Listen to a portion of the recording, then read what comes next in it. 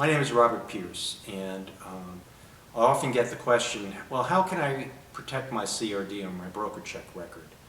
Both are sourced from the same information. Both records are controlled by FINRA, and the sources of information that appears on your CRD or your BrokerCheck, to a limited degree, are information filed by the broker-dealers on Forms U4, the initial one, the one that may be amended later on during the course of your employment, or on a Form U5 or an amended U5 after your employment is over. Most brokers know the importance of having clean CRDs and BrokerCheck records, meaning that they don't want to have a number of complaints on their record. They don't want to have explanations that the broker engaged in some potential misconduct that the broker-dealer was investigating. Brokerages today, far more today than it was in the past, have a very limited willingness to hire employees with checkered records. Regulators, when they see checkered records, are more likely to hold up a registration in a particular state. Particularly when you change employers. You have to file a new application, not only with FINRA, but each state, and get re-registered. State regulators see these records and they see multiple complaints or some notation by the prior brokerage firm that you work for that you are under investigation, and they'll hold up the registration. They might outright deny the registration. So you want to have a clean record. Now, it's a lot easier for a regulator to deny an application that is the privilege to be registered in their state than it is for them to take away. So while you're employed with the firm, if there is an amended UFAR that is filed because of a customer complaint and you believe it's unfounded and it's not prosecuted through an arbitration, or it goes through an arbitration and you win, you want to try and have that bad complaint expunged, because if it has no merit, it shouldn't appear on your record. The Form U4s not only contain information about customer complaints, but they have information about bankruptcies, final judgments, tax liens. If you're under internal investigation by the firms for some violation of securities laws or the investment statutes or the firm's policies and procedures, all that can appear on your Form U4. If your employer is unaware of a disclosable event, you have an affirmative obligation to advise the employer and see that your U4 is amended. Because if you fail to do that, FINRA can initiate an action against you for failing to disclose a reportable event. In fact, there was a widespread sweep several years ago about tax liens that many thousands of FINRA brokers were caught up in because they had not to disclose it.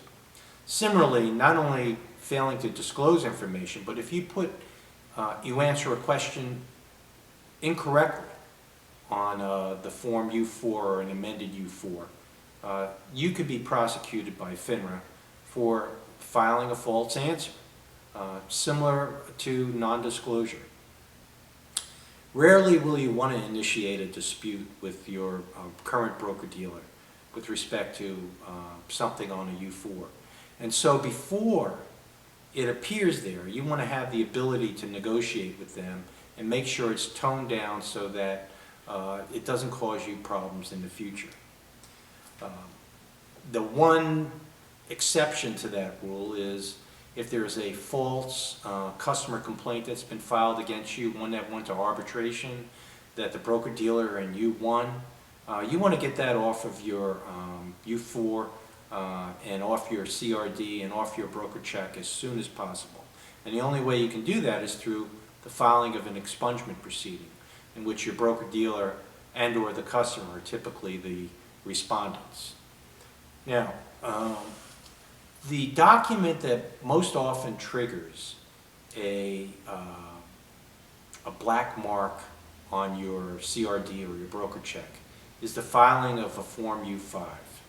And on the Form U5, that's a termination notice. The broker-dealer indicates whether the termination is voluntary, which causes you no problems, whether you are permitted to resign, or whether you are discharged with and without cause. Where you're permitted to resign and where you're discharged with cause, the broker must fill out the form a little bit more and provide an explanation as to what happened. These notations on the Form U5 are what trigger the most disputes between the broker and the broker-dealer. Sometimes when the U5 is filed, and I should say not sometimes, more times than not, you get notice from your former employer of what's going to appear on the U5. And they have 30 days to file the document. And so generally, you have a very short window after you're terminated to hire an attorney, get that attorney to speak to your former employer and either tone down the explanation. Maybe you can change a discharge to a permitted to resign, or a permitted to resign to a voluntary. You're certainly not going to go from a discharge to a voluntary termination reason. But you need to get an attorney involved, because now is the time to try to protect your record. Because if you don't protect it at this point in time, or if you wait, or if you ignore it, the only way that you can get a false and defamatory remark on your record eliminated, expunged, is to file an arbitration against that firm. And by that time, the regulators could have picked up on it, your future employer could have picked up on the disclosure, refused to hire you, the state regulators could refuse to register you. So you need to act very quickly when you're terminated from a broker-dealer and receive a draft of the Form U5 that's going to be filed.